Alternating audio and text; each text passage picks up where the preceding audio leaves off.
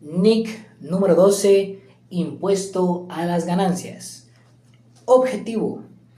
Esta norma tiene como objetivo prescribir el tratamiento contable del impuesto a las ganancias. El principal problema al contabilizar el impuesto a las ganancias es cómo tratar las consecuencias actuales y futuras de la recuperación o liquidación en el futuro del importe en libros de los activos y pasivos que se han reconocido en el estado de situación financiera de la entidad, las transacciones y otros sucesos del periodo corriente que han sido objeto de reconocimiento en los estados financieros. Y muy importante, que tras el reconocimiento por parte de la entidad que informa de cualquier activo o pasivo, está inherente aquella expectativa de que recuperará el primero o bien liquidará el segundo por los valores en libros que figuran en las correspondientes partidas. Esta norma también aborda el reconocimiento de activos por impuestos diferidos que aparecen ligados a pérdidas y créditos fiscales no utilizados, así como la presentación del impuesto a las ganancias en los estados financieros, incluyendo la información a revelar sobre los mismos. Alcance. La norma es precisa en su alcance y dicta su aplicabilidad a la contabilización del impuesto a las ganancias. Para propósitos de esta norma, el término impuesto a las ganancias incluye todos los impuestos, ya sean nacionales o bien extranjeros. Y por otra parte, esclarece que no aborda los métodos de contabilización de las subvenciones del gobierno ni los créditos fiscales por inversiones. Profundicemos en la norma y veamos la base fiscal. La base fiscal de un activo es el importe que será deducible a efectos fiscales de los beneficios económicos disponibles que obtenga la entidad en el futuro, cuando recupere el importe en libros de dichos activos. Si tales beneficios económicos no tributan, la base fiscal del activo será igual a su importe en libros. Reconocimiento de pasivos y activos por impuestos corrientes. El impuesto corriente es correspondiente al periodo presente y a los anteriores. Debe ser reconocido como un pasivo en la medida en que no haya sido liquidado. Si la cantidad ya pagada que corresponde al periodo presente y a los anteriores excede el importe a pagar por esos periodos, el exceso debe ser reconocido como un activo. El importe a cobrar que corresponda a una pérdida fiscal, si ésta puede ser retrotraída para recuperar las cuotas corrientes satisfechas en periodos anteriores, debe ser reconocida también como un activo. Muchas gracias. Buen día, licenciada y compañeros. Continuaremos con el tema y ahora hablaremos del reconocimiento de activos y pasivos por impuestos diferidos. Las diferencias temporarias imponibles, la norma nos indica que se reconocerá un pasivo de naturaleza fiscal por causa de cualquier diferencia temporaria imponible, a menos que la diferencia haya surgido por el reconocimiento inicial de una plusvalía, el reconocimiento inicial de un activo o un pasivo en una transacción que no sea una combinación de negocios, o en el momento de la transacción esta no afecte ni la ganancia contable, ni la ganancia o la pérdida fiscal. Sin embargo, debe ser reconocido un pasivo diferido de carácter fiscal por diferencias temporarias imponibles asociadas con inversiones en entidades subsidiarias, sucursales asociadas o con participaciones en acuerdos conjuntos.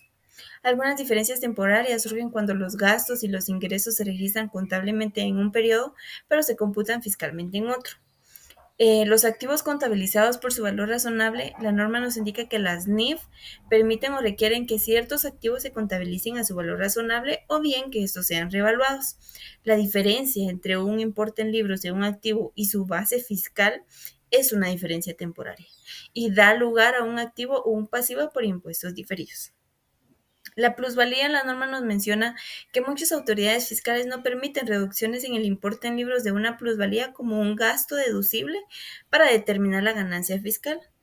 En esas jurisdicciones la plusvalía tiene una base fiscal igual a cero o nula, lo que nos indica que cualquier diferencia entre el importe en libros y la plusvalía es una diferencia temporaria imponible. Ahora, en el reconocimiento inicial de un activo o un pasivo, el método de contabilización de estas diferencias temporarias dependerá de la naturaleza de la transacción que haya llevado el reconocimiento inicial del activo o del pasivo.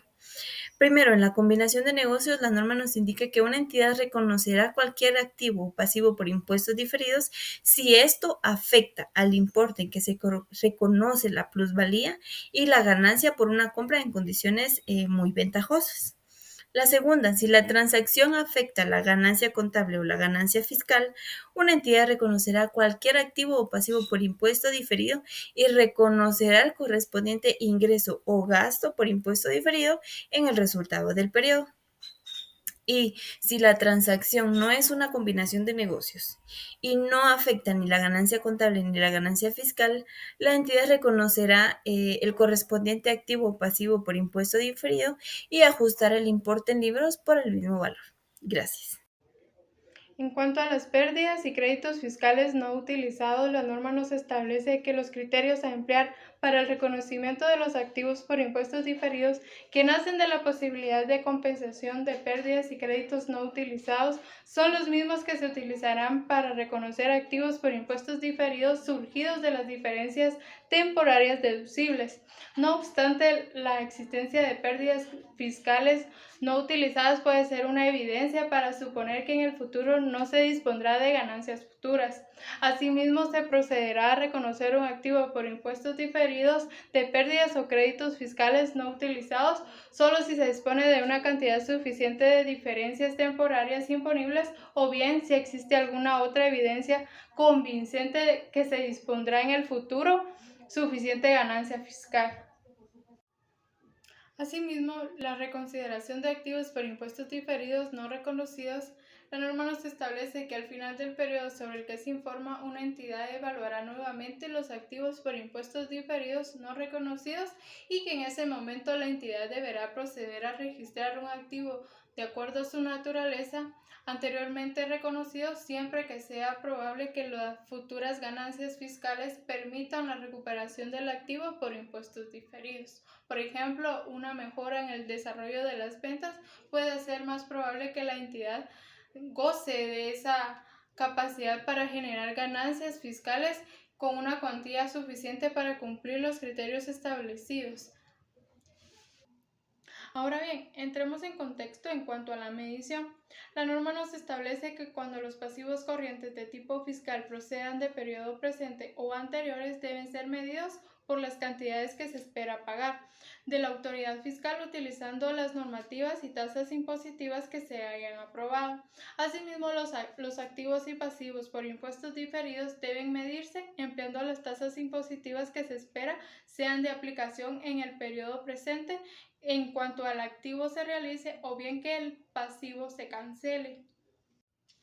Es importante mencionar que en algunos países la forma en que una entidad vaya a recuperar o liquidar el importe en libros de un pasivo o bien un activo puede afectar algunas circunstancias, entre ellas la tasa a aplicar cuando la entidad recupere o liquide el importe en libros de un activo o bien de un pasivo y entre otras es la base fiscal del activo. En tales casos, la entidad procederá a medir los activos y los pasivos de acuerdo al impuesto diferido utilizando la tasa y la base impositiva. En cuanto al importe en libros de un activo por impuestos diferidos, debe someterse a una revisión al final de cada periodo sobre el que se informa, ya que la entidad deberá reducir el importe en saldos del activo por impuestos diferidos en la medida que se estime sea probable que no se dispondrá de suficiente ganancia fiscal en el futuro. Muchas gracias. Hablaremos sobre el reconocimiento de impuestos corrientes y diferidos. Los impuestos fiscales de una transacción o evento económico deben reflejarse adecuadamente en los registros contables, tanto en el periodo actual como en los futuros, manteniendo coherencia con los registros contables inicial de dichos eventos. Partidas reconocidas en el resultado. Los impuestos corrientes y diferidos deben ser reconocidos como ingresos o gastos y reflejados en el resultado, a menos que surja de transacciones o eventos reconocidos fuera del resultado o de una combinación de negocios. El importe en libros de los activos y pasivos por impuestos diferidos puede cambiar, incluso cuando no haya cambiado el importe de las diferencias temporarias correspondientes. Esto puede pasar, por ejemplo, como resultado de tasa de impuestos cuando se revalúa si los activos por impuestos diferidos pueden recuperarse o cuando cambia la forma prevista de recuperar el valor de un activo. Cuando cualquier ajuste fiscal relacionado con estos cambios se reflejará en los resultados del periodo, a menos que esté relacionado con partidas que ya se han registrado fuera de estos resultados. Partidas reconocidas fuera del resultado. Los impuestos corrientes y los impuestos diferidos deben reconocerse fuera del resultado si se relacionan con partidas que se reconocen en el mismo periodo o en diferente fuera del resultado. También nos indica cómo deben ser tratados los impuestos corrientes y diferidos relacionados con partidas reconocidas, como por ejemplo en otro resultado integral deberá reconocerse en otro resultado integral, o directamente en el patrimonio deberá reconocerse directamente en el patrimonio. Algunos ejemplos de partidas que pueden reconocerse en otro resultado integral según NIF pueden ser partidas que en un cambio en el importe de libros procedente de la revaluación de la propiedad, planta y equipo, o diferencia de cambios que surjan de la conversión de los estados financieros de un negocio extranjero. La NIC no dice si una empresa debe transferir anualmente desde el superávit de revaluación a las ganancias acumuladas una cantidad igual a la diferencia entre la depreciación o amortización del activo revaluado y la depreciación o amortización que se habría aplicado sobre el costo original. Si lo hace, debe calcularse el importe neto teniendo en cuenta los impuestos diferidos correspondientes. Lo mismo se aplica a las transferencias después de vender un activo. Ahora hablemos un poco acerca sobre los impuestos diferidos que surgen de una combinación de negocios.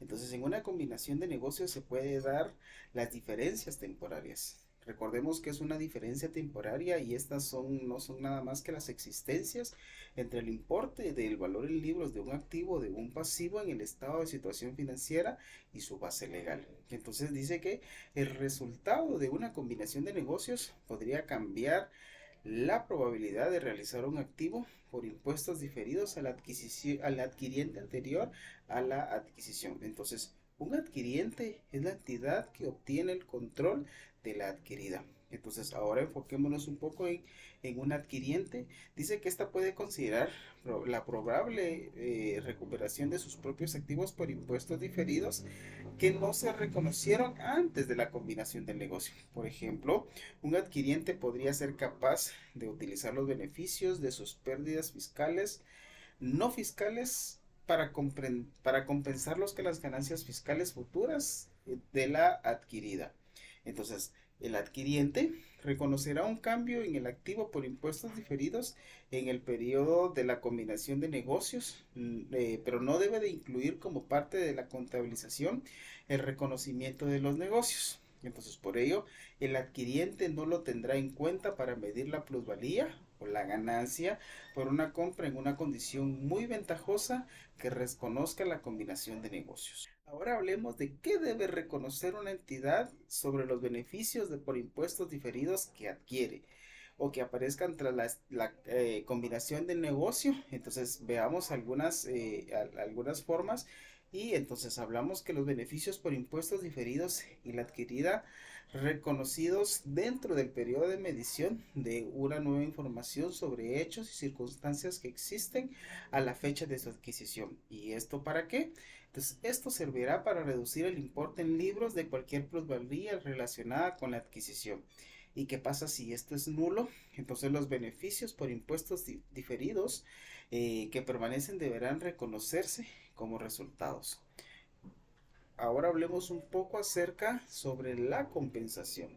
Entonces, una entidad deberá compensar los activos por impuestos corrientes y los pasivos por impuestos corrientes si, solo si, la entidad tiene el derecho exigible legalmente de compensar los importes que va a reconocer. Y dos, tiene la intención de liquidar por el importe neto o de realizar el activo y liquidar el pasivo simultáneamente. Aunque los activos y pasivos corrientes de naturaleza fiscal se evalúen y se reconozcan por separado, entonces debemos de compensarlos en el estado de situación financiera. Una entidad tendrá normalmente un derecho reconocido legalmente para compensar activos corrientes por impuestos con pasivos corrientes, siempre y cuando estos sean cuentas de impuestos. Entonces, los mismos se relacionan con impuestos sobre las ganancias correspondientes a la misma autoridad fiscal. Entonces, ¿qué pasa con los estados financieros consolidados? Entonces, la norma nos indica que un activo fiscal de naturaleza corriente en una entidad o en un grupo se debe de compensar con un pasivo corriente fiscal de la otra entidad del grupo. Esto sí, solo sí, las entidades correspondientes tienen reconocido legalmente ese derecho. Es decir, el derecho de pagar o recibir de una sola entidad y que ésta cancele la situación neta. Continuando con el tema, ahora hablaremos de gastos por el impuesto a las ganancias, específicamente del gasto o ingreso por el impuesto relativo a las ganancias o pérdidas de las actividades ordinarias. Este gasto o ingreso por impuesto relacionado con el resultado del periodo proveniente de las actividades ordinarias de la entidad se debe presentar en el estado de resultados y otro resultado integral. Respecto a las diferencias de cambio en los activos o pasivos por impuesto diferido en moneda extranjera, la NIC 21 indica que debe reconocerse los ingresos o gastos de los diferenciales cambiarios, pero no especifica si deben presentarse en el estado de resultados integral.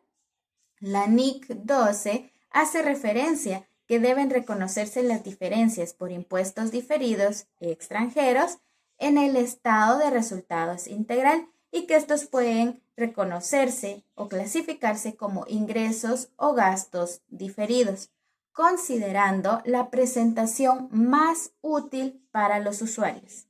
En la parte final de la NIC 12 encontramos la información a revelar. Los componentes del gasto o ingreso por impuesto a las ganancias se deben revelar por separado en los estados financieros.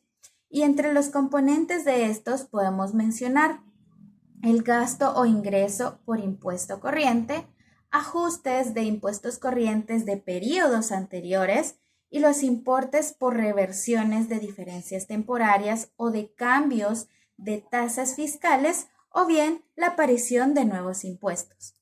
También hay información que debe revelarse por separado, como por ejemplo importes de los impuestos corrientes y diferidos cargados o acreditados directamente al patrimonio. También una explicación de la relación entre el gasto o ingreso por el impuesto y la ganancia contable por medio de dos formas. Primero, una conciliación numérica donde la ganancia contable se multiplique por las tasas impositivas aplicables, o bien una conciliación numérica entre la tasa promedio efectiva y la tasa impositiva aplicable, especificando su forma de computar. Además, se debe revelar cualquier activo o pasivo contingente de acuerdo a la NIC 37 relacionado a litigios sin resolver con la administración tributaria para saber si estos cambian de corrientes a diferidos. La información a revelar permitirá a los usuarios de los estados financieros entender si la relación entre el gasto o ingreso por el impuesto y la ganancia contable está fuera de lo normal, así como comprender dos factores significativos que pudieran afectar tal relación en un futuro. En conclusión, podemos ver que la NIC 12 muestra el tratamiento contable de los impuestos que recaen sobre la ganancia de una entidad. Asimismo, hemos podido escuchar a mis compañeros antecesores la regulación del impuesto corriente, el gasto por el impuesto diferido, las diferencias temporarias que se pueden dar, así como sus variaciones para la presentación de estados financieros. Muchas gracias.